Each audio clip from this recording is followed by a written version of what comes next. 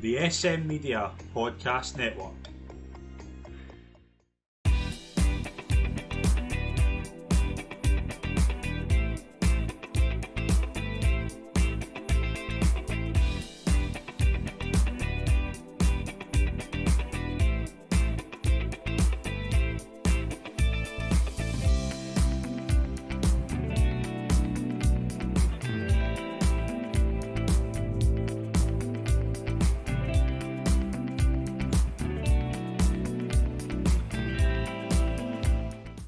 Hi folks, and welcome to the latest episode of our SM Media Countdown to Cheltenham show. I'm Scott Pike. It's an absolute pleasure to be your host as always. We are 4 weeks away from my favourite week of the year, Callum's favourite week of the year, and everybody that watches this probably's favourite week of the year. We are going to obviously take a look back at the action. We've got a couple of things to discuss. Last weekend of last Grade 1 before Cheltenham. Last weekend of probable clues before we get to the festival.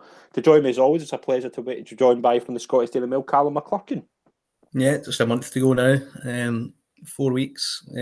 Last Saturday's action, probably not the greatest overall in terms of Cheltenham clues, but there's still probably a few there. This week, probably getting a couple more, although the Grade 1 Ascot probably right-handed and going there instead of other viable options. And I think you'll probably see a few of the Irish having their last quiet run beforehand, 4 weeks out this weekend. So, yeah, plenty of options to start to boil down, and I'm afraid this is a kind of part of the season where you find out where horses make it or don't. Yeah, there's obviously, we'll start with that. We'll start with obviously a few questions. The first one we got was, how gutted are you about the news about Sir Gino, and is there now an each-way bet in the Arkle? Sir Gino was, I think, we were both extremely excited about seeing him line up at Cheltenham. You want to see the stars, you want to see the potential greats lining up, and I think we both think Sir Gino could be in that mould. I don't think I was overly surprised. See, when the kind of news came out on Monday, a wee bit, I don't know if you were following it, there was something came out about maybe 10 o'clock in the morning to say Matt Chapman was going to have an announcement in the Sun regarding Sir Gino, and my first thought was, yeah, that's not good. And then obviously we heard the eventual news. It's just gotten in it. But this is the time of the year, as you always say, since I've known you, you always say this is the time of the year that horses make it or they don't. Yeah, I mean, it's the run-up, and it's something that's not really considered too much in Ante-Post markets these days, is how hard it is to actually get there in A1 shape. You're talking about magnificent horses, but the big beasts, and they're fragile as well, and anything could happen at home from now on in. And yeah, I mean, what seemed to be just a superficial cut to miss the weekend has now been into a deeper infection and put him in equine hospital. And it seems the latest update seems that he's critical and but stable. So hopefully he's kind of through the other side of that big scale now, and he still does have a career, because he did look like a generational superstar coming through the ranks. We've seen it before in champion chases where these things don't quite materialise. You think 5-6 weeks out, just when you're beginning to threaten to start getting really excited about one of the prospects to their best race, or maybe in the best match of the whole Cheltenham festival, it just doesn't happen. So that's why it's important to temper enthusiasm and things like that, and that's why it's particularly the prices that we're all taking. It's dangerous, because people start to maybe look at kind of firming things up, and it's just a reminder that it's really not there. I mean, how much shorter would Sergino have been on the day than he was? My best Ante-Post ticket was for the whole festival was 8-1 Sergino that I did just after Cheltenham last year for this. So that's gone. Yeah, even then though, he said 4 months over hurdles, isn't he? And it's not as if it was like plain sailing 8-1 into 6-1 into 41 into absolute kind of certain territory. There have been kind of bumps in that road anyway. So yeah, all we can just do is hope that the horse comes back to full health and we can see him on track next season. Absolutely, yeah. And obviously that leaves the Arkle a very different situation. We still have an odds-on favourite in the form of Majborough, who's went into 8-13 with some bookmakers. You've also got the potential of maybe this bringing in some other horses who maybe we didn't think about for an Arkle.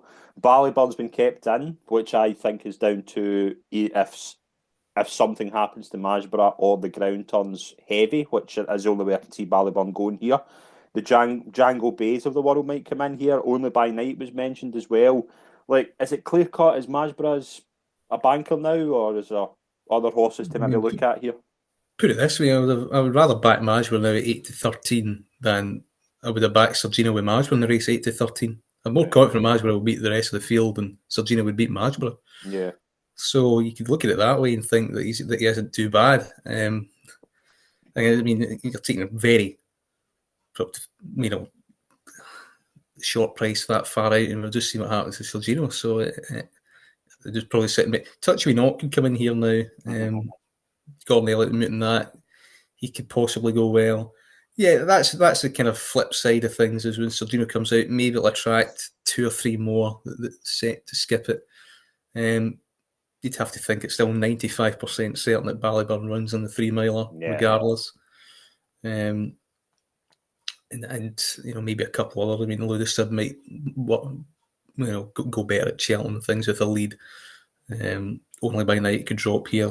Looks like a 2 miler, things like that. And others will depend on the ground. If it's heavy, some of them will come here. If it's decent ground, will come here. So yeah, I mean, what a race it looked like it was going to cut up to maybe 5 or 6 runners. You might get the 8 to bet each way on the day. Next question is not Cheltenham related. It's related to the Grand National. Obviously, the weights get released yesterday. What was your biggest takeaway from the Grand National weights reveal? It's a very classy renewal, and it's all quite compressed. And you need a rate of 150 to get in to guarantee a run. I think. And GP McManus has got the front 3 in the market. I mean, I think I know the way you're thinking. I think everyone's expecting that. I think that's probably top 3 in everyone's shortlist. I think 160 is very generous. I think. I don't think it's not generous. It's just the weight in comparison to the top, and row up a guy still in there and things like that. I mean, it's just a nice.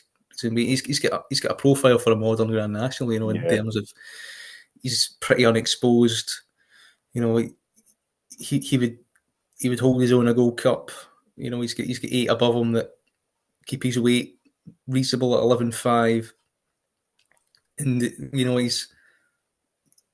his jumping sometimes isn't the most convincing, but it's no longer the jumping test that it was, and he's a high cruising speed, and you can see him darting away like Aya Maximus did from the back of the last, and stamp his real class on it. So he's one that's an obvious eye catcher for me. I still think the Can Do Kid can run well for Paul Nichols' yard. I'm not in this brave man's game train. I don't get that at all. What on earth people are doing backing that, I have no idea. I wouldn't back it for the Hunter's Chase, never mind a Grand National. I think it's massively regressive. I think the Can Do Kid's the one that out of the Nichols battalion that could run well. It'll be interesting to see that Harry Cobden rides on the day. I think he's just kind of under the 11 stone mark, so he could run well. Depends if he's got the class, and by definition, it's a horse that I don't like. But I mean, at least Broadway Boys 66s here. When he gave the Can Do Kid a big scare in the Newbury Coral Cup, and there's a £3 pool there, and I think him at a big price, and he's got the mould of a Grand National runner in the way he's kind of big, strong, he's uncomplicated, rarely makes mistakes, pretty ground versatile. You can see him running a solid race up to a point. And I think out the big outsiders, he does have a bit of class about him that he can feature. And for once in his career, he's a bit of a price as well at the 50 to 1, 66 to 1 bracket. So he's an outsider I looked at. But I mean, it's invariable that I think GP McManus probably wins it. But which one? I know the way I think is probably the one. But even Gavin Cromwell kind of dampened enthusiasm a little bit. They're not absolutely certain that he'd run. Out of them at the moment, he'd be the top of the list. Can Do Kid mid-rank, and then as an outsider, Broadway Boy. I had a wee bit of a Cheltenham feel towards what I'm going to talk about here, because I think it's interesting. I'm keen to get your thoughts on it. The British handicappers, given Stumptown a big rise. He's now off 157. He was off 149 in Ireland. Like, that's an £8 rise. Based on the weights we got in the Grand National, him and Delta Work will be running off the same weight in the cross country. Like, how do you feel about that? Yeah, I mean, I kind of figured that out when I put up Delta Work about a good few months ago as the first kind of Ante-Post pick for Cheltenham. Like Delta Works rated 151 Ireland, but he 157 That's the last same weight year. he was on last year. Yeah, and that's fine, you know. And he's not regressed. He showed enough zest in the Cotswold. He kind of get outpaced a little bit, but in that grade. But he's not on the downgrade. Maybe should have been dropped a few pound more because he's a 12-year-old. But you know they haven't. And you know Stumptown, yeah, he was going to get that massive hike. So I mean, there is a fair old turnaround at the weights for the cross country and the Grand National. I'll be mindful of the handicapper's not really done much for the Grand National. You can't really do much because you know you've got classy horses. You can't really justify putting horses up. Yeah, 150 and 160 to 170 and things like that. You know, if you do that, they should be running the Gold Cup. You know, things like that. So, yeah, he's not going to do a lot of the Grand National. You know, the modus operandi of the handicapper to make the Grand National classier and safer has been done already. So, I mean, he's just going to kind of copy and paste. Cheltenham will be a different story though because you've got more blots, you've got different races, you've got different kind of horses and different company that are more unexposed and maybe hiding a few more things. So, yeah, what I would say is, you know, don't be, and the cross country kind of gives that away. Don't be suckered in by the national weights thinking, oh well, Ireland will actually get away fairly leniently for the Cheltenham Festival handicaps. Some of them might. I don't think all of them will. I like the rating that Intense Raffles has got as well. I think they've been very careful in how they've campaigned him this year. I don't think it's been like they've obviously put him over hurdles. I think we can both agree he's not a hurdler. Like I think they've done pretty well just keeping him 151. It's only £11 higher than what he won the Irish National off. I think again it's with the classy renewal and the horses that are going to go. He could slip under the radar and be kind of close to the bottom of the weights. Yeah, I mean, I think like 146 barely get in last year. I think you'll probably get a good 7 or 8 come out at the top and things like that. So yeah, these horses will sneak in, but you know, it's back in the day when you had these horses. The horses at the bottom of the handicap really were getting a lot of weight. Now they're not. No. And you know, horses like that, you're lucky you're getting kind of £7-8 off. I mean, if you back to know the way you're thinking each way in the Gold Cup to be second, you wouldn't be surprised if it was second. You know what I mean? Getting £6-7 from that, it's tricky. You see what Ian Maximus said, all class, you know, he's still banging at the top of the market. I mean, he could defy that easily as well. You know, so it's tricky for them now. And the Roll of Honour that's coming up here, you know, it's really classy operators, young progressive horses, and they're not getting missed in the market at all now, and it's now suiting them quite a lot. We've mentioned Paul Nichols already. A question come up regarding his Cheltenham credentials. Will Paul Nichols have a winner at the festival? He could sneak one in a handicap, couldn't he? I mean, he's got 2 good mare novices might come in. Yeah, it's not been a great season for him, has it? No, I mean, the expensive purchases like Caldwell Potter, Regent Stroll, you know, them not really kicking on. I think a lot of the finishing effort from quite a few of his horses leave a lot to be desired. There's one of the stable tours where he talks about wind and operations quite a lot, and you know, it's pretty off-putting. I mean, maybe it's just a bad year, but maybe they're not kind of sourcing the right kind of horse anymore. It's difficult. I think he'll come back. He's a multiple champion trainer, you know, so I wouldn't be too worried about him long run. But yeah, he doesn't have as many top notchers as he used to. There's might be a few kind of handicap options there from, you know, he's got a good horse in the champion bumper. So yeah, he's got 4 or 5 kind of each way squeaks that mean that he might squeeze one in. You know, he'll have runners and he'll probably have one in the Grand Annual. Like he's got Henry II, who's quite high up the Pertomps market. You know, yeah, I mean, I think he's more likely to get 3 or 4 places rather than a winner. But I mean, it wouldn't surprise me if he sneak one. You know, he's not won last year. He could do the same here. Yeah, I think I can see him having a handicap. Like he's got. I think Caldwell Potter seems to be going for the novice handicap. I think there's a few that might sneak under the radar, but at the moment, like graded actions, well, I think it's very, very hard to see him having a graded success this year. Before we get into talk about performances, I'm sure, Callum, you'll echo my sentiments here. Best wishes to Michael O'Sullivan. Like, absolute horrible incident. I didn't see. I wasn't watching racing on Thursday, but I'd obviously looked on social media, and just a very, very bad situation. And one thing that I absolutely will agree on is he's getting the best care possible, and fingers crossed he comes out of it.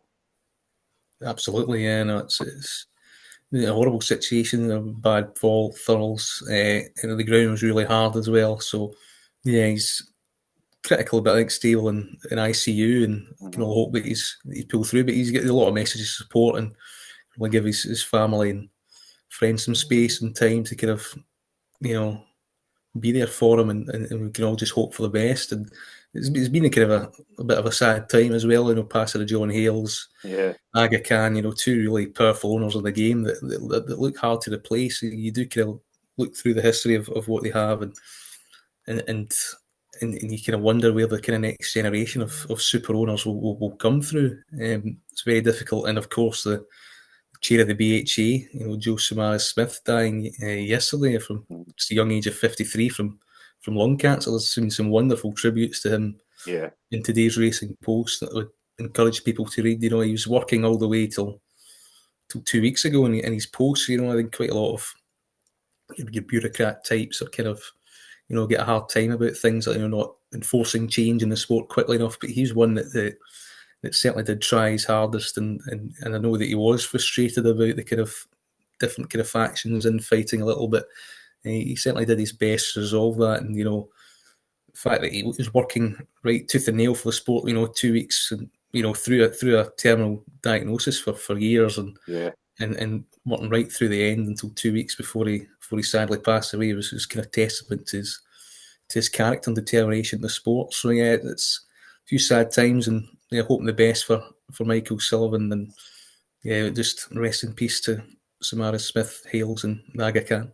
Yeah, absolutely, couldn't agree more. We'll move into our performances of the weekend. As I said, not like many amazing performances, a few races we can cover. We'll start with the one I wanted to touch on first was the Denman Chase. Jello, who had obviously been very, very impressive a couple of times out, get beaten by Protectorat at Windsor, but bounced back pretty well here to beat Hitman and Brave Man's Game. Thought this was a really, really nice performance. What I like to see from Jello is, and what I think he's been doing pretty well, is he stays at the back, makes good headway, and kind of keeps on well. And I don't think he should be short as he is for the Ryanair, but I think he's definitely a player in it. He's an each-way player, and I think he's a young horse that I think everyone's kind of looked at for the race with a view for it cutting up. They get involved now. He's probably going to be shorter as well. He might get shorter, but this was a bad race. I mean, it was full of unreliable types. And he's bounced back from an underwhelming run at Windsor, maybe because the Yard are now back in form, and he's shown a gear that's put the race to bed. How he's cut for Cheltenham after that is beyond me. He should still be what he was, maybe 16-1 rather than 12s. But when you're looking at him at a bigger price, you were thinking that it would cut up. Factifile now is more likely to run here in the last 2 weeks than he was. Gaelic Warrior's more likely to run here than he was. El Fabiolo's more likely to run here than he was. It's not cutting up to the degree that it was, yet you have to take shorter about Jello if you like him now. Not for me. He kind of, the market came for the most solid one overall. Hitman's ran reasonably well again to be second again, and the rest are battling the downgrade. They're all battling the downgrade. They are regressive Grade 2 operators. And beating them, you put any in the top 10 of the Ryanair market would do that. It was a good performance in the day, and he's done it quite well, and there is progress there, and there is reasons to kind of side with him in the Ryanair. Venetia Williams has a decent enough record in the race, but he's an each way player, and his form needs to be lifted up a notch to really get involved. And 12-1, plenty short enough. See, maybe 16-20s, why people would have a poke. I don't see it now. We'll move into the game spirit, where obviously we were hoping we would get Sir Gino. We obviously didn't get him, but Master Chewy won this, beating obviously Liberty Hunter, who has probably ran a very good race actually, and probably went above his mark that he was in last year for the Grand Annual. Master Chewy looks like he's going to go champion chase by the sounds of it. Like there's prices kicking about 33-1. I don't know if he's in any handicaps, but what do you think of this? Like we're mentioning the Denman chase not been very good. That this I don't think John Bonn will be losing much sleep in this.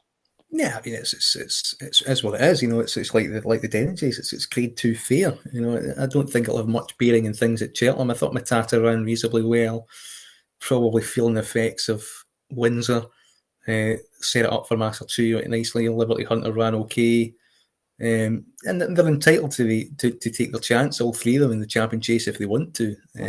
But they're playing to pick up the pieces really, and it's mid 150 form, and you need the big players at the top of the market to underperform to see them featuring. If there's any race at Cheltenham, that can happen. They could. I mean, Edwardstone kind of disappointed. I think Alan King's stringer under the weather. Yeah. No, he's getting on a bit older. That was the reason for him. But yeah, I mean, I've seen weirder things with the champion chase, and maybe one of those winning it.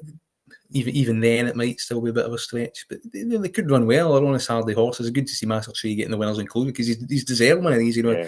He did have some form that maybe should have put him short on. He's been a bit overlooked. And I think they were kind of muting entry maybe for Matata, where I kind of maybe flatter track where he can dominate a little bit more. Yeah, it's interesting, but it's still the price reflects a chance. Yeah, I mean, like as well, like he's got form and decent ground. Like he ran a very good race behind found a 50 entry last year. Like he's potentially got a chance in spring. Like I wouldn't rule him out as an each way player. So he was wrong at the weights. He was wrong at the weights the last day as well, which can explain things. So yeah, he's all right. He's not great, and he is a horse that will stay further. He will pick up the pieces from the back. That will suit his running style. So yeah, I can maybe see it a touch of soft ground perhaps, but it's still a stretch. We'll move into the William Hill Hurdle, formerly known as the Betfair Hurdle, and a nice potential horse for Nicky Henderson Joyous. Won here off 1, 2, 3. Like I think we kind of saw the way he travelled into the race beautifully. Still not qualified for Cheltenham, which I think's probably a show in itself, because to me that's ridiculous. But she is potentially one to keep an eye on, and I thought she did this very well. Oh, he's calling the winners from Flagfall almost. I mean, it's absolutely lobbed in, and £13, £15 hike for that.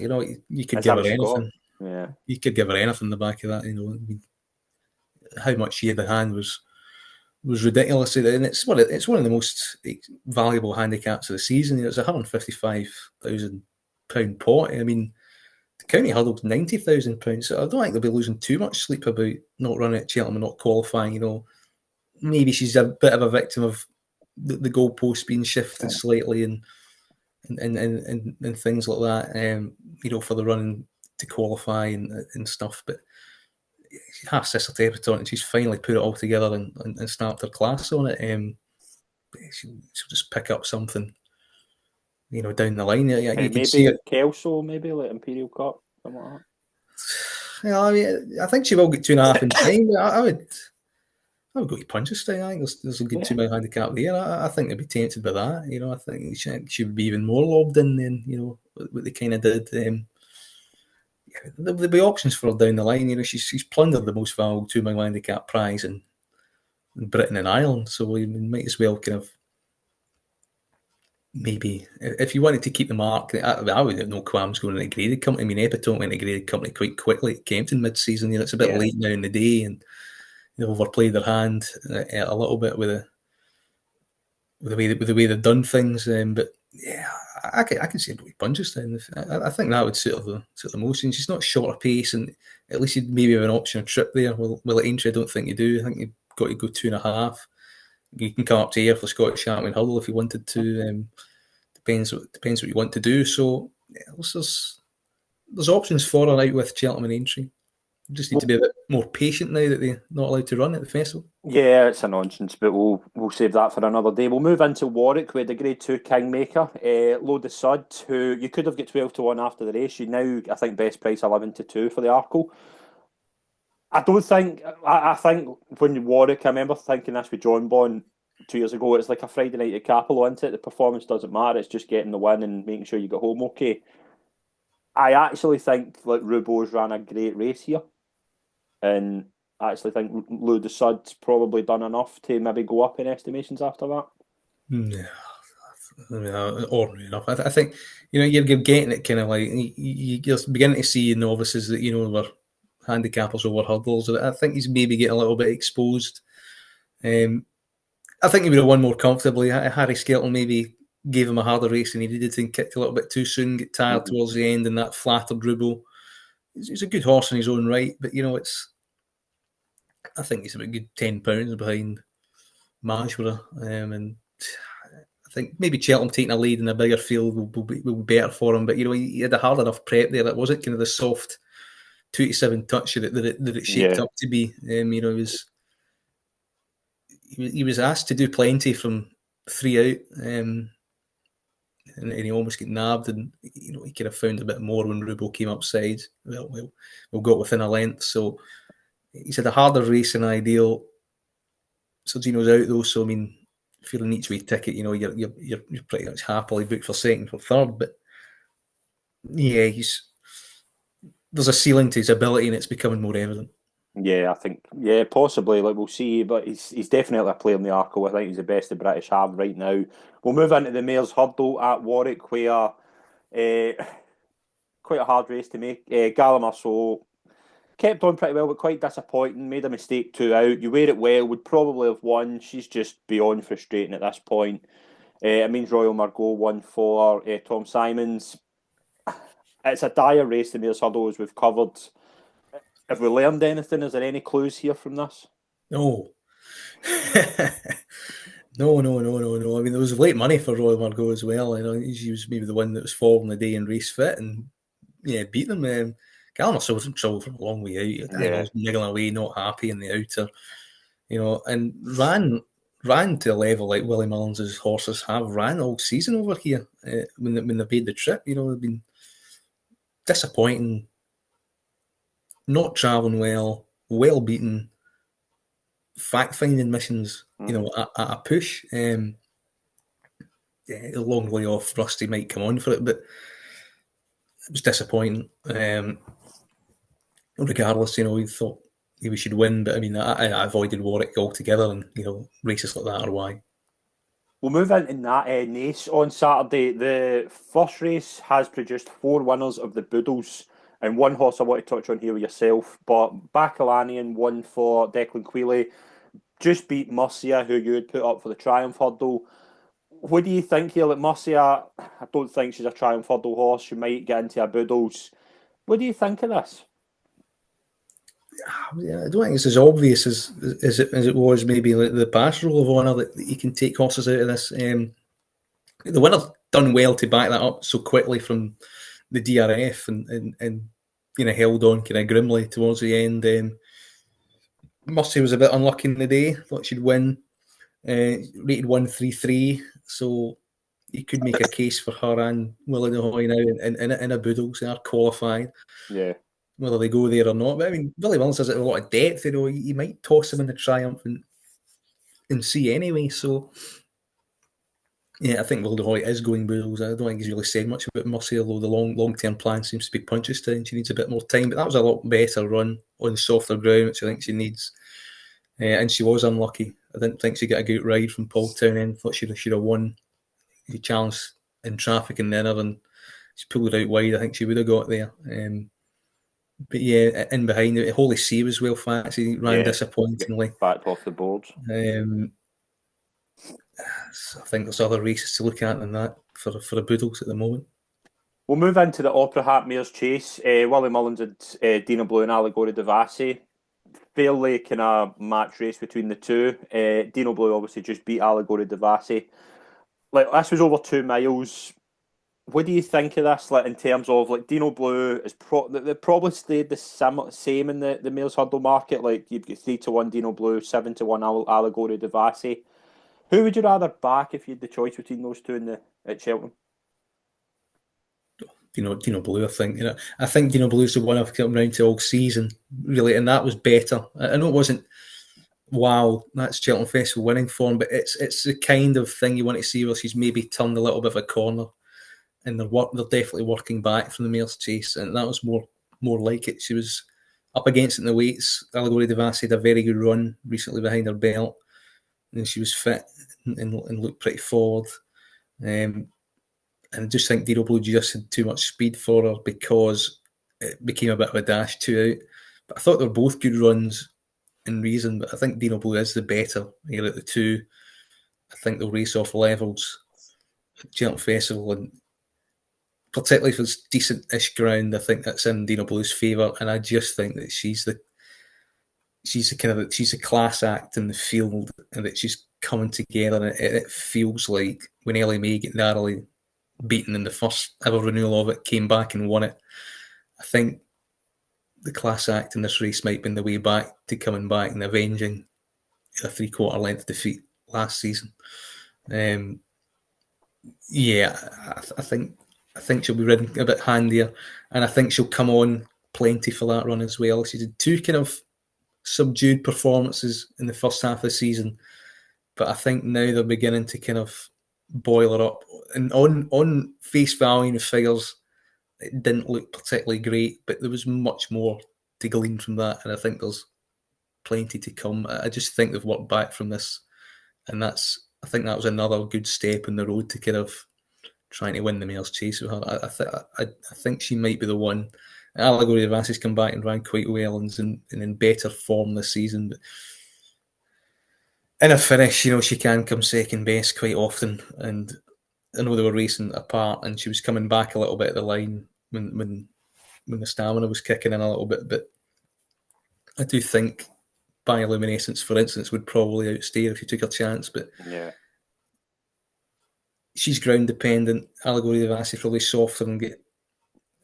And she is a little bit exposed as well. To be honest, Dino Blue though, we know Limerick Lace might run and might come back to form, but it's a big if in what we've seen this season. She seems to be she hasn't shown anything really since the Mare's Chase. She made one mistake at the Grand National that ended her chance, and then ran deplorably in Haydock at the start of the season. She's been rarely spotted. So you're kind of taking that in trust and confidence, and the market's saying that. So yeah, Dino Blue might be the one, and if we're happy to take 94 last year and 3-1 this year, this might not be too bad at the end of the day. It's not screaming, yeah, that's a nice price and it's a nice bet and she's miles clear, but I just think she's the one that's kind of, it's all beginning to come together for her a little bit at last. What do you think of Sunday only by night at Exeter? She bounced back pretty well. Again, probably should have won by further. Showed her stamina to stay on pretty well. She's now into 11-2. I'm kind of torn between the Cromwell horses at the moment. Bioluminescence, I think if it is soft, I think very happy with the position on her. I think only by night, if it's kind of decent ground, I think it's got a big chance. I don't think she'll stay. Okay. Yeah, I don't think she'll stay the trip. And I thought it was a bit of a backward step, and their form last season, got to remember, tailed off dramatically the second half of the season. You're getting mares now that are coming to the boil or tapering off. I think she's beginning to threaten to taper off, and she hasn't taken on the level of opposition that Dino Blue has in the past. If it was runner like the Cheltenham Festival running the Arkle, I think she's more of a 2 mile. I think she's more likely to. I think she's now more likely to go Arkle, to be honest. I think I'd be. I think they'll mull it over now and think about it. Jump's an asset, but that kind of, it's kind of a wee kind of extended 2 miles, isn't it? At Exeter, she was. Her worst work was last to the line, and that's not a good sign if you want to go up and trip up in class in Mare's Chase Cheltenham Festival. So she's a good jumper, but reluctantly for me, probably not. And fun, disappointed, and that was a combination of ground maybe being a shade too quick and the trip being a bit too sharp. So I wouldn't actually. I think she might have been scratched actually. I think there was quite a few kind of scratchings this week. But I mean, I think her going back up and tripping softer ground, fun. I think you'd see it in a bit better light. But sometimes you get mares that come to life in spring and sometimes taper off. And I think with Dino Blue, you're getting maybe coming to life territory, and maybe only by night slightly going the other way. We'll move into Naven on Sunday as well with 2 Grade 2s. We'll go to the Boyne Hurdle first. Maxim won this. I don't think there's much of this going to be relating to Cheltenham Festival form. Anything in here you want to that might take away towards the festival for you? Well, Maxim will go Coral Cup, won't he? And he can run well, but he's not going to dominate from the front like he did. They'll probably utilise a claimer on him. He'll be a pace angle in the race. And then the Devil's coachman might go over and maybe take his chance in one of the handicaps as well. He might run well. He's got some back class, but he would need it pretty soft as well to figure. That was probably about it. But he won it well. He's quite tough when he gets his own way. I remember him winning a big kind of Leopardstown handicap from the front at like 33-40 to 1, and nothing was getting by him that day off a big weight. So dangerous when capable.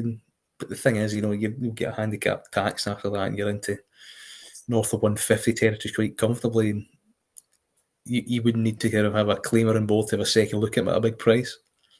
We'll move into the final race we'll talk about is the novice chase at Naven. It was Grade 2, won by Better Days Ahead. Just beat stablemate Stellar Story. Better Days Ahead, obviously. I don't think it's been as good a chasing career as we thought it would be so far. Yes, he's won twice and been beaten by Croke Park at Christmas. He's 8-1 for the Brown Advisory. Do you think that this was a step up? I think he's going to get close to the top two after this?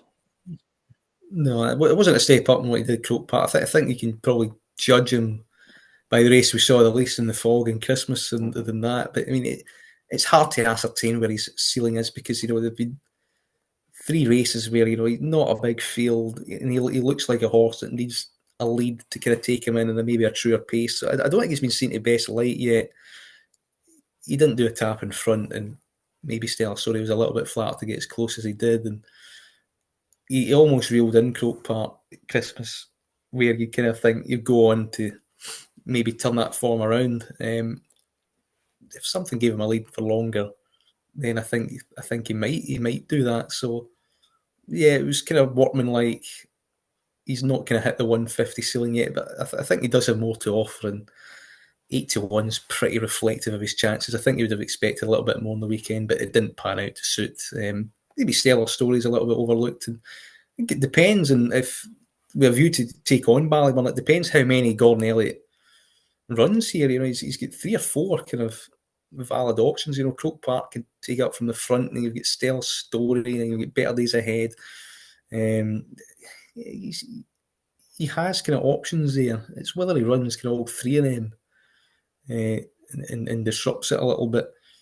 We can have maybe something messing up Ballyburn early doors and ensuring a truer pace for Stellar Story and Better Days Ahead to maybe stay on and pounce late. That would suit Dancing City, for instance. I don't think Katie Bourbon's a back number in it either if he takes his chance and improves. So there's 5 or 6 still credible rivals here. Although Ballyburn's ahead in form, but they can all improve as well. And I think their jumping techniques is a little bit better than Ballyburn's at the moment.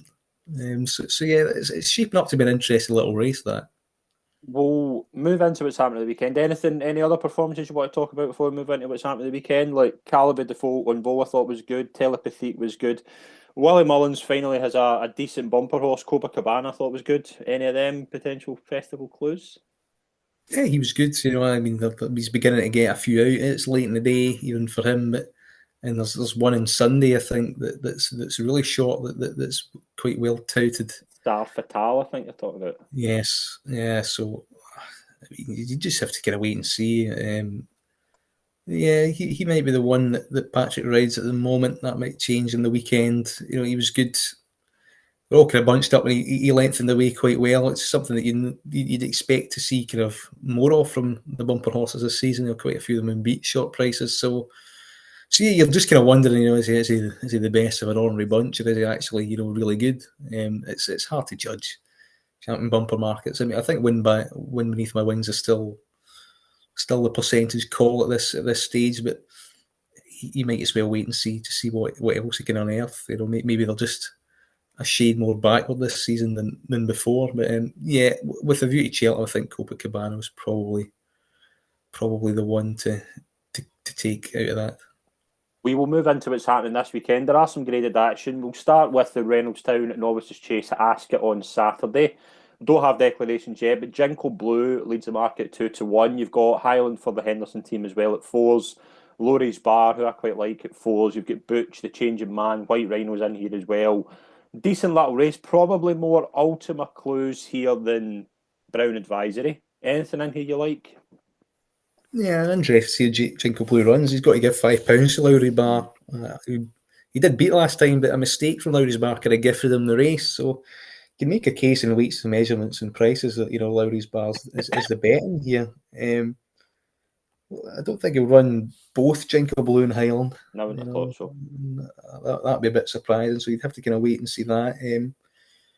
There's a race of this ilk and Butch as well. 7-8 to win bracket. I wouldn't put people off that. White Rhino's having another run to go off. He needs to be in the top 4, I think, to be in the National Hunt Chase, for instance. So yeah, I mean, I think this has always been the plan for Jinko Blue for quite a long time.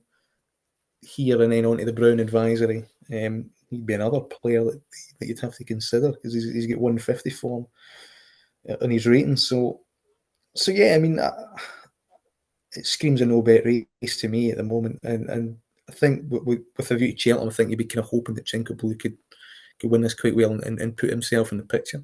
Yep, absolutely. We'll move into the Swinley Handicap Chase. I really like one here, and I really like him for Cheltenham as well, and I'm maybe spoil that later on. We've got the Victorino at 7-2. You've got Hastings in here at 4-1. You've got Karate Dori, Teresta, Snipe in here as well. Hastings, 4-1. Runs here, that'll be him qualified, and I'm spoiling it, but I think Kim Muir is the plan here. Yeah, possibly. Yeah, I mean, it's handicap lots like that. I mean, you don't know what he's going to get. I mean, you need a kind of a nice nudge. But I mean, the 2 mile 6 chase at Windsor suggested, that he did well to kind of win that because he did come out of trouble. And he got into a lot of trouble. Didn't jump well as well when that's kind of John Joe Neal's theme at the moment. Not a lot of his horses jump well, but they stay. Yeah, he wasn't fluent, and he looks better as he goes up and trip. Ascot 3 mile, give better ground. He might be a little bit under pressure. Victorino only got a £3 rise for winning last year. It was a lot more comfortable than that in a similar graded race. I think he could probably go in again.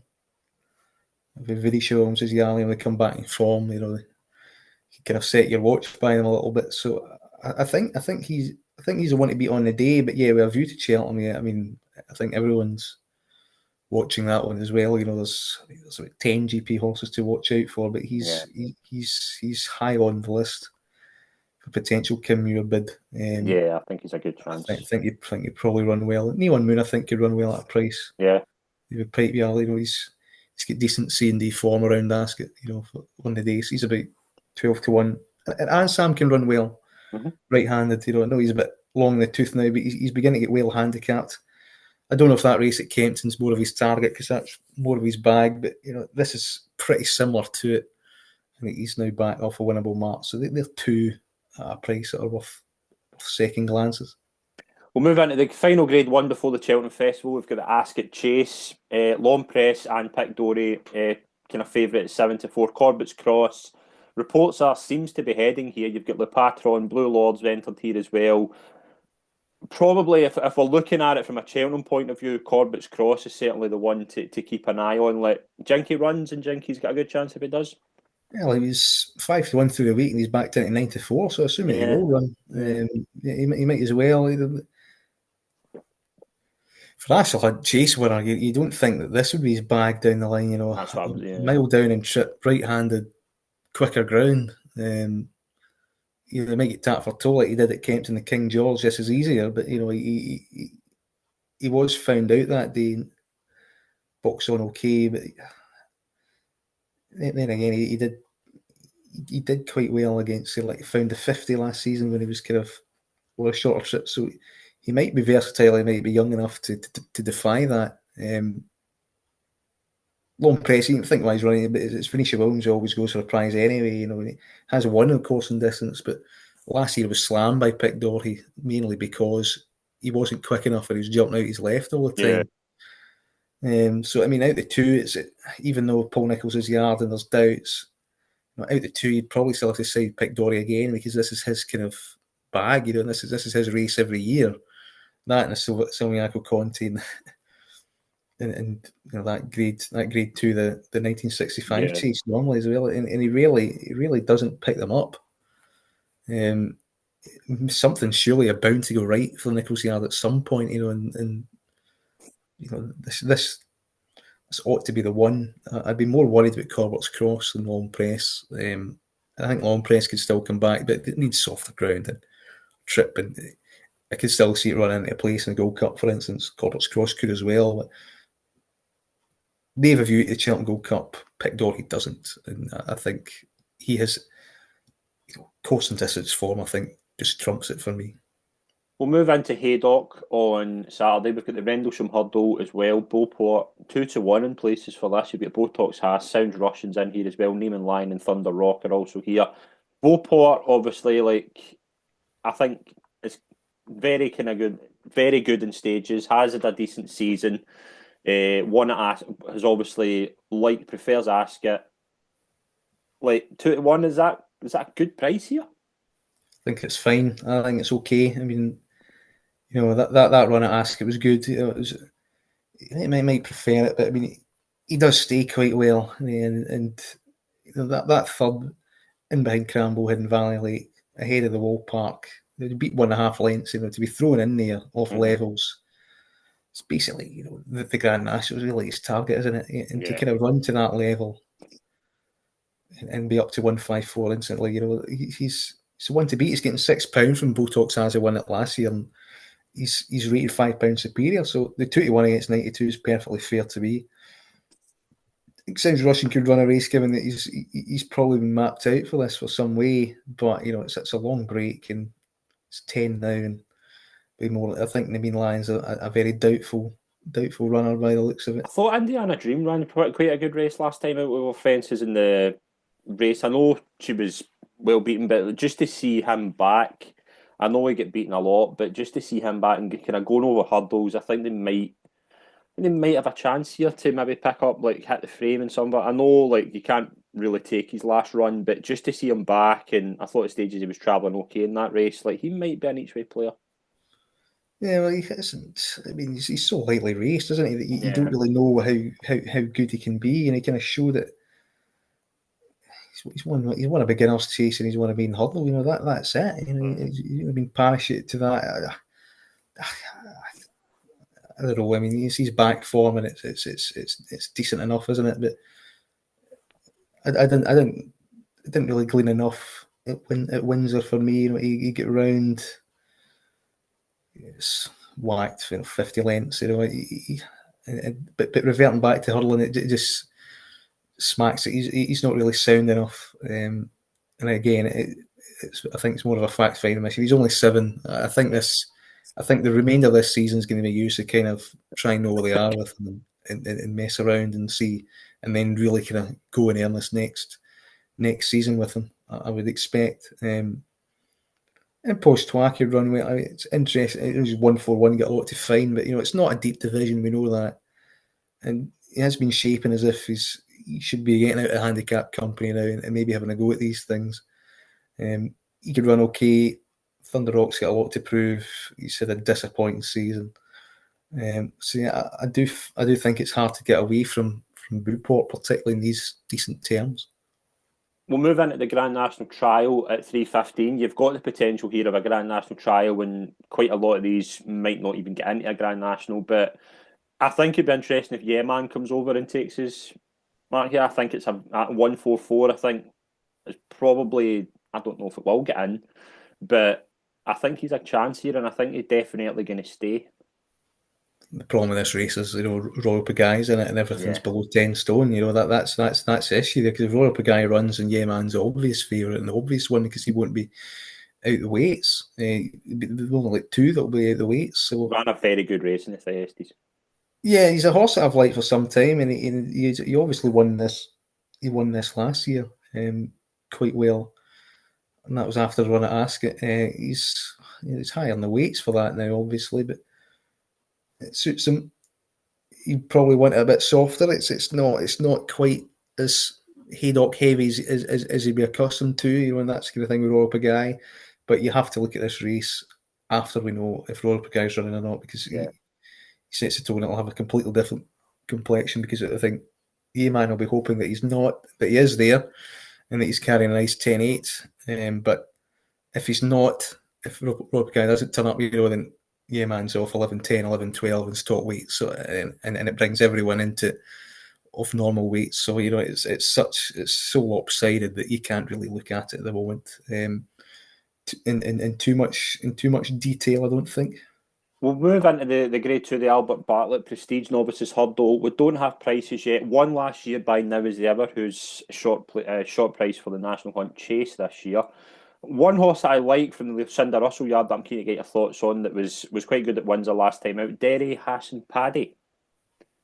Yeah, I think he'll win this. Yeah. I like him. I think he's the one, and he's one of 4 or 5 in that Albert Bartlett that are 20-25 to 1 that you need a serious look at. Do you worry about him jumping right? No, I think that was just battling, was it? I mean, he was messed about with the runner-up for a long way there, and he came back up, and won it on the line. No, he's just a big raw individual. There was a good Lucinda Russell horse that won at Ayr yesterday over a staying hurdle trip.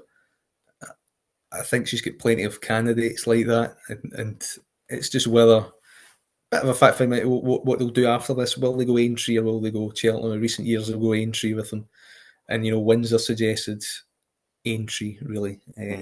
There's kind of similarities there. That's kind of flat, left-handed track. Jump right doesn't concern me because they were going round to the better ground was on the outside. They were all kind of pulling out to that rail. So I think that was probably more design than a flaw in his. I've seen him race plenty of times before, and he's not done that, and that was left-handed.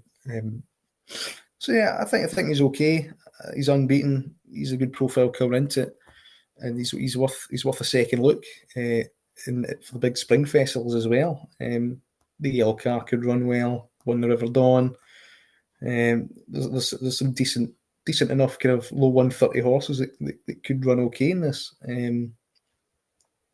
So yeah, I mean, Kettler's Law could run well. Moon Rocket could run well. Who's second in River Dawn as well. But I think Derry Hassan Paddy is the most unexposed, and I think he's got the best hopes going forward into the spring, regardless of what he does. The Russell Yard, a reasonably good day here yesterday as well. So I think the Yard are coming into a bit more form in the last month or so as well. So yeah, I think he's interesting one. He beat a good yardstick of the Skeletons in Windsor as well. I think he's just about the best form in the book, but I think he's open to the most progress.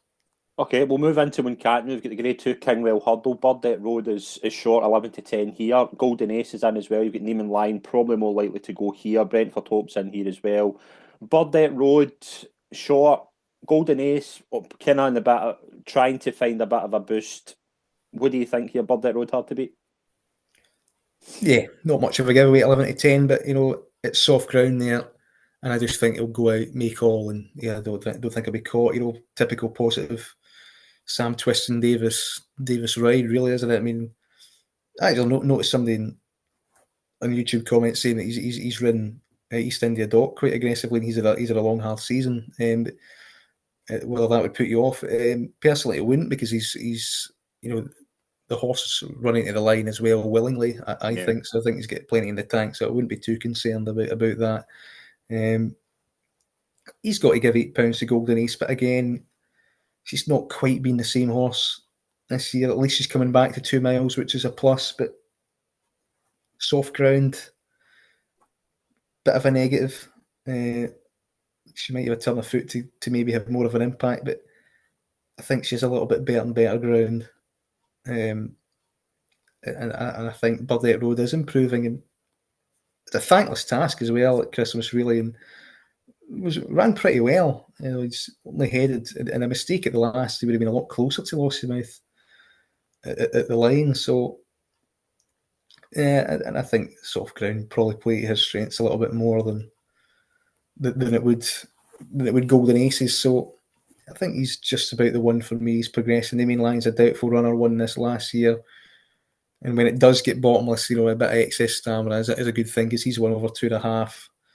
And Brentford Hope could come back for me. He's got some decent kind of soft ground form to his name as well. Reliable, chased home, Constitution Hill and International. So it's an okay little race for it. I think Bartlett Road's quite hard to pose because he is a 5 and he is up and comer thing, and I think there's a lot more potential here. We'll move into Goran Park on Saturday. We've got the Red Mills Hurdle to start with, an interesting horse that has an entry, and I think this would be his 5th run over hurdles if he does go. Kits Boohol. Yeah, I think he should win this, should he, even in raw ratings, to be honest. Is he a handicap player that Jinky might get like a bit of a hike? I think the fact that he's running here suggests that he might be, and they might as well. But I mean, it's so hard to assess. What's he going to do in the day? Is that going to get him up? He still needs a mark. He's probably a mid 140 horse right now that's got potential to be mid 150s. What are you going to do? It's going to be kind of top weight at county hurdle stuff, isn't it? And that might not stop him. So you just have to wait and see what you get. And you're dealing with what he's not been missing the market either. 10-1 already. So what? Let's see what he can do first before even entertaining him. But he was good at Punchestown, which was impressive given that it was his kind of debut. We've not really seen him, but he beat Colonel Muscle quite comprehensively by 4 lengths. And he's a decent Hardy horse. It was a good performance for the grade. He did it stylish fashion. And yeah, he's an exciting horse going forward, and you'd expect him to kind of take this, up and grade a little bit, but it's not a daunting ask, is it? I think his form last is more than enough to win this.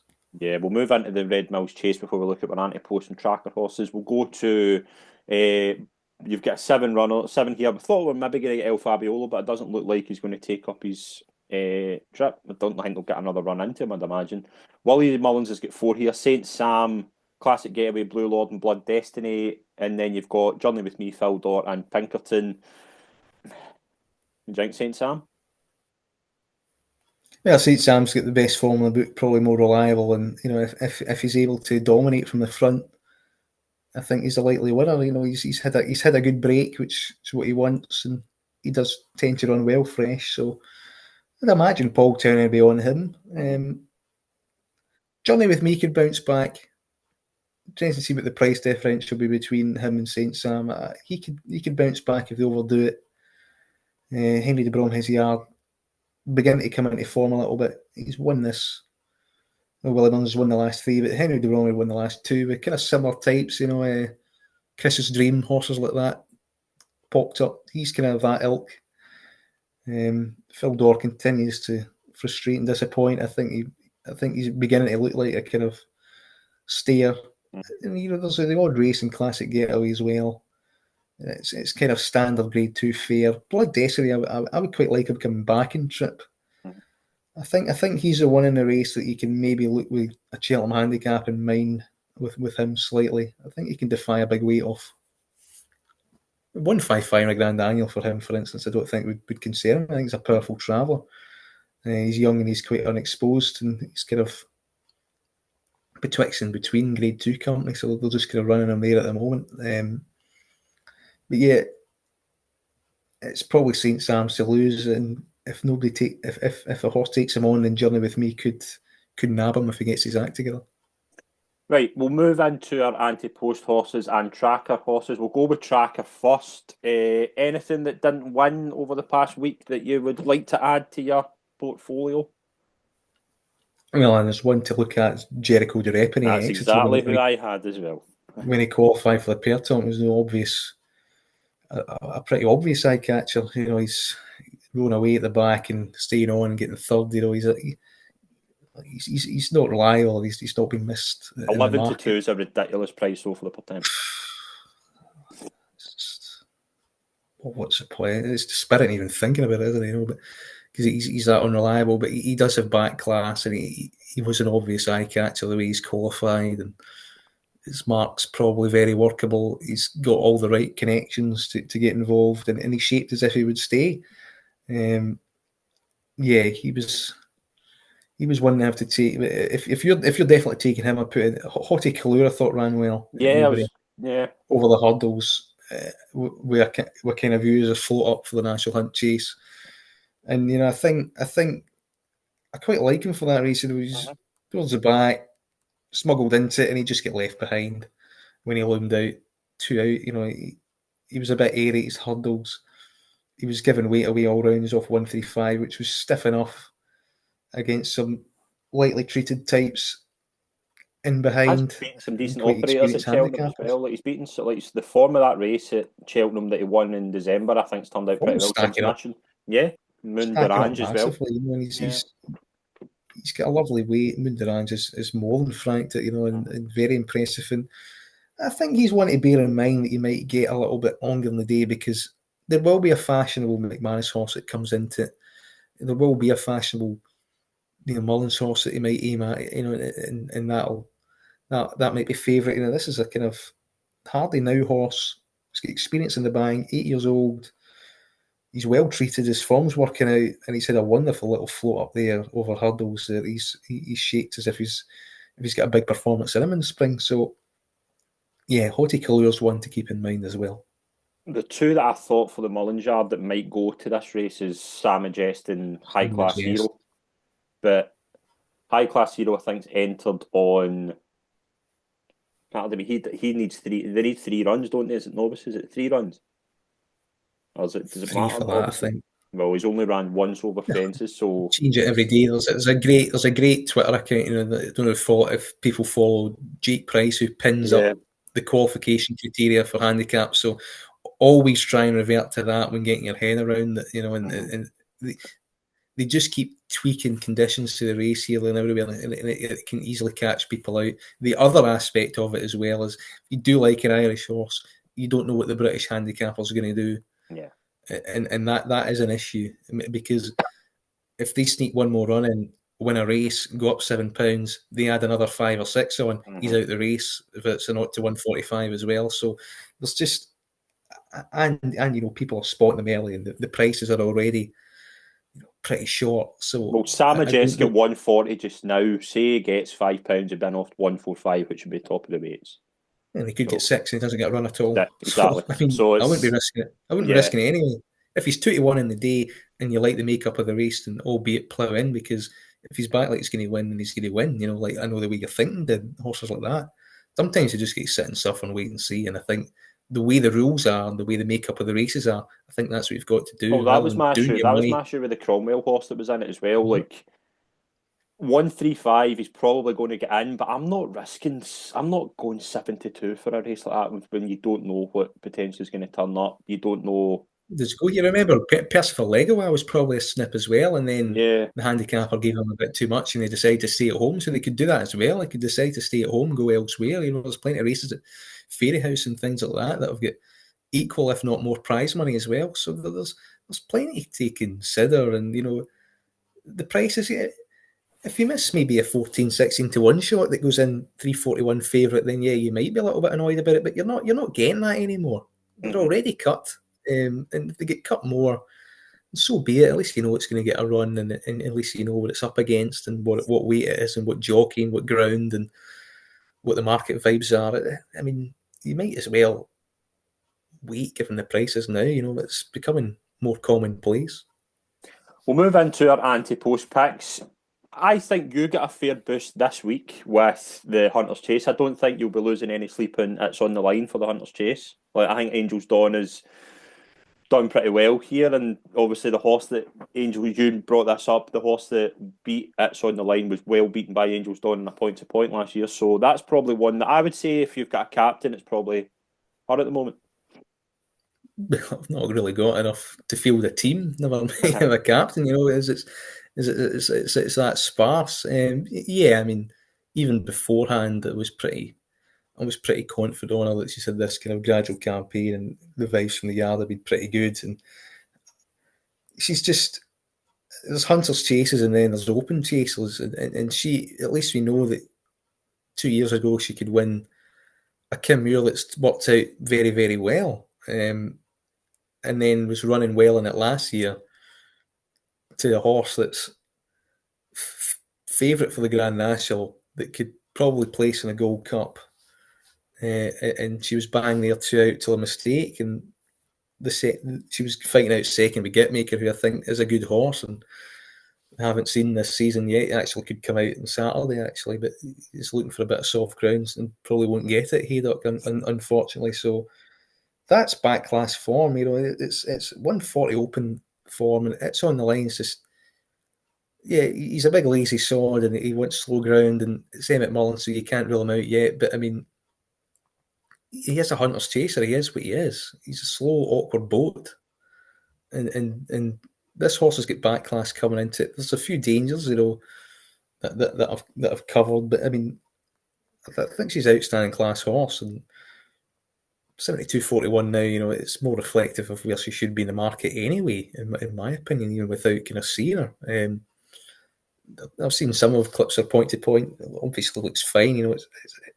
That's the other aspect. The flip side of it's hard to kind of see the kind of how that will actually translate. But the back form's there the past 2 years in the race, and you get an amateur that's constantly on her all the time anyway, so knows her quite well. She will maybe need some cutting the ground. You wouldn't want rain.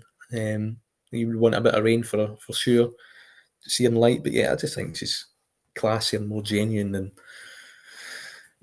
than your top hunters chasers. I mean, the defending champion won't be there, so I mean, it sits on the line to beat, and he won at Aintree and kind of hung it away at the festival last year. He's not going to win by streets, really. That's not his kind of style. But yeah, I'd be reasonably confident in her more than anything else.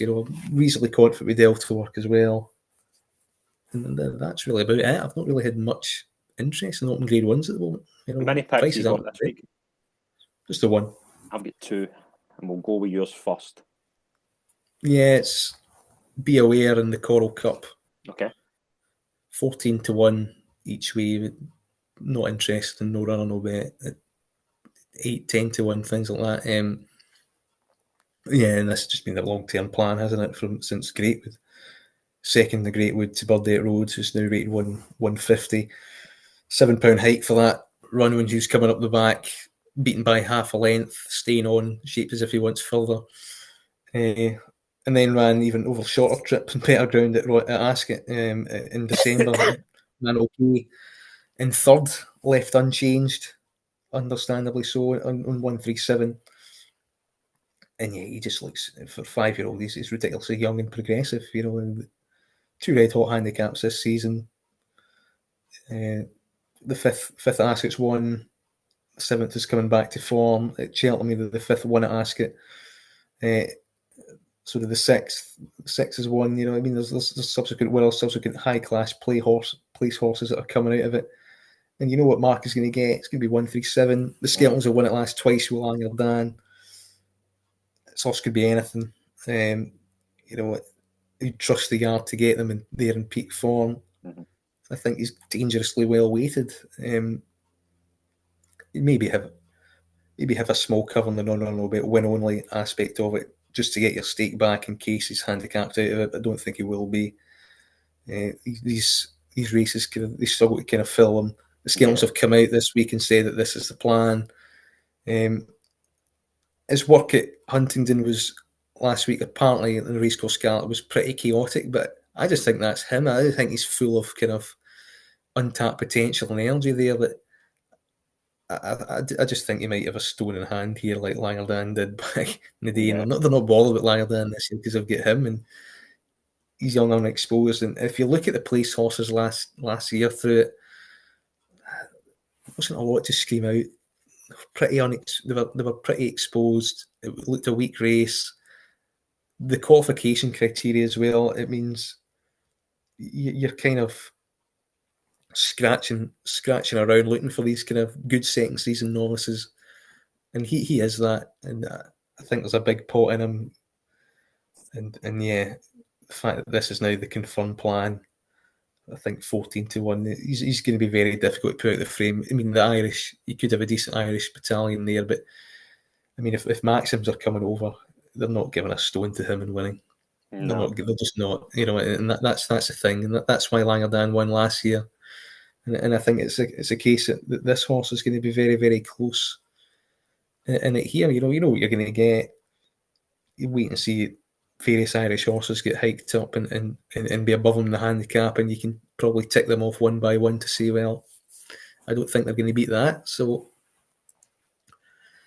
I think he'll go off single figures on the day. I think he'll be close to favourite, and I think he might be 6-7 to 1 and 14 to 1 now, without the safety net of Ante-Post of non-run no bet, which it is still Ante-Post punting. Non-run no bet. It's just it's used too much as an excuse to just dilute the market even further. I'm willing to take the extra risk 4 weeks out because I trust the yard to get him there in decent form. At least get a run. They usually do. So yeah, I can wait 4 weeks for the extra kind of 4 to 6 points you're getting there. So yeah, 14 to 1 each way. I think you're rock solid. I think it's bound to go close. I've got 2 for this week. We'll start with the one in the Kim Muir that I've already mentioned. Hastings for John Joe O'Neill. I think again I don't think he's going to get too much of a hike even if he wins on Saturday. I think 145. Kim Muir seems to be the plan. Like they've done this sort of route before with Cribelli last year, who was just touched off, who I fancied, who doesn't jump very well but has the ability to stay.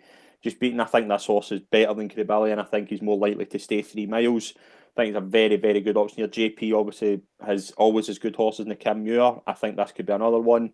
I think you can get 10 to 1 non-runner no bet. I'm going to take that for the Kim Muir. And the second one was the above mentioned Sar Fatal in the Champion Bumper. You can get 14 to 1 in places. Non-runner no bet. Entered at Kelso on Friday and entered on Sunday at Punchestown. Be interesting if he goes to Kelso. I think that would be a statement. I imagine Patrick's got something else in Kelso. I imagine he's not just going to Kelso for that. But I think he'll run this weekend anyway. I think he's very, very likely to be out this weekend. So whatever he is, I think he's potentially the talking horse in the Mullins Yard bumper wise. I think the 14 to 1 still kicking about. And I'm going to play him as a bumper horse. Yeah, I mean, not seeing a bumper horse and backing it blind at 14 to 1 wouldn't be my bag. But I mean, you're taking the yard into equation, and you can get 16s. They'll go 16s. There is a reputation there and things like that. So yeah, I mean, if he hacks up, he's going to be in that kind of 5-6 to 1 bracket pretty quickly. That's a game we kind of have to play. Yeah, I'm just happy to see him run, and even then I'll probably be a bit clueless about how the bumper form pans out. But yeah, I mean, there have been positive whispers about him for sure. So yeah, I'm a bit surprised that he's that big, 14, 16s. Maybe because the money's going to come in for the 2 that have ran pretty well recently. If he's as good as them, he's banging the picture for sure. And yeah, Hastings is fine. He's got a good chance in that race. He seems to be the plot. It's just a bit far out for me handicap chase wise, because with the kind of bans and things and waiting and see and the potential kind of blots there. But he could be the one for that race. So yeah, I mean, they're two reasonable picks and double figures that are okay prices as well. We will wrap for this week. We're going to be back next week where we'll recap the action this weekend and obviously look further ahead. I will announce as well we're going to have our Cheltenham preview show, which will go on Sunday the 2nd of March, so stay tuned for that. So thanks very much, Callum, as always, a pleasure. Yep, getting closer. There'll be more clues this weekend. So yeah, excitement's beginning to build. Thank you very much, and we'll see you all soon.